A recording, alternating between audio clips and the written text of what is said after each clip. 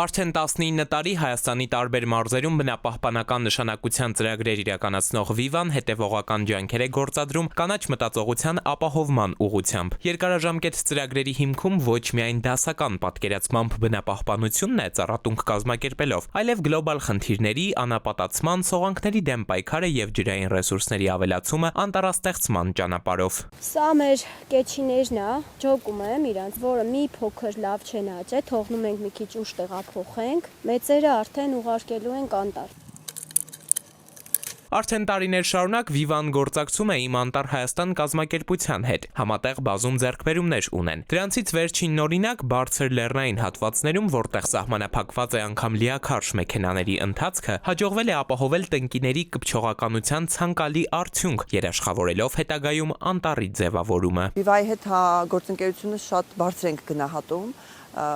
որպես մի գործընկեր, որին կարելի է վստահել։ Արդեն երրորդ տարին է Vivan մեր կողքին է, այնտեղ որտեղ մենք աշխատում ենք։ 2022-ին տնկել ենք այստեղ Ջրաշեն համայնքի հողերի վրա, 2023-ին միասին աշխատել ենք Կուրասարում, 24-ին տնկել ենք Լեռնաջուր համայնքում եւ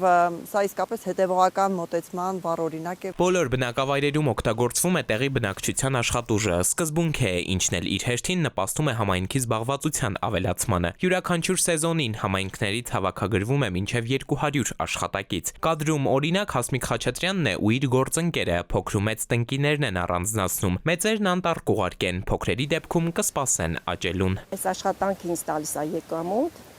հետո ունեմ հիմնական աշխատանք,